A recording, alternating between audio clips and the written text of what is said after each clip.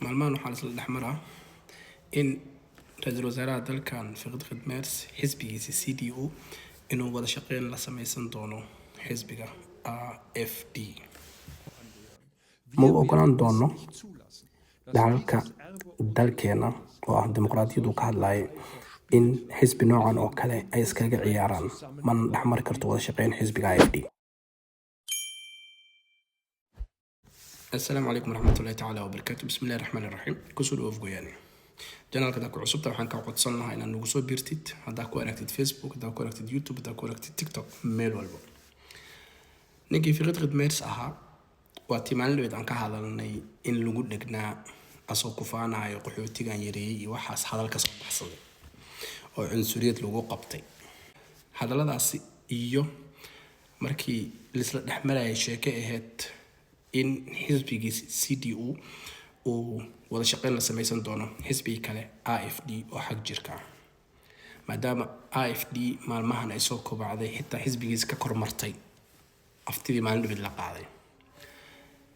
fulay xantiisa mooga Fiqi Khadmeers wuu soo hadlay, hadalkiisa ila dhageyso. mudane imarwaya xiriir ama wada shaqeyn u dhaxay AfD iyo CDU ma bajiraba. haddana warkayga si cad u cadeeyo u sheego, xisbigaasi waa xisbi ka soo horjeeda jiritaanka midowga Yurub, waa xisbi ka soo horjeeda Yurub inay hal lacag yeelato, wuxuu ka soo horjeedaa sidoo kale ururweynaha NATO iyo arrimaha militariga. sidoo kale wuxuu ka soo horjeedaa xisbigan AfD wax walba oo dalkan Jarmalka sanadihii dambe wax fiican iyo horumarka uu ka gaaray oo ah dimuqraadiyadda. sidoo kale wuxuu rabaa inuu jabiyo ama uu meesha ka saaro dimuqraadiyaddii uu soo bilaabay Konrad, oo aniga maanta aan ka ahay ra-iisul wasaarihii tobanaad.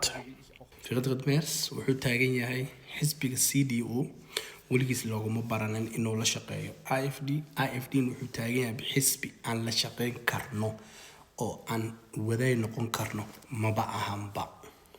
because xisbigaas ninka sheegaysa wuxuu taagan yahay uma fiicna midowga Yurub oo uu ka soo horjeedaa, siyaasadda Jarmalka uu ka soo horjeedaa. xisbi maanta oo horumar ama wanaag laga filayo maba ahanba, si uu la shaqeynayna camal macna hada xumaan dhanba madaxuu ka saaray.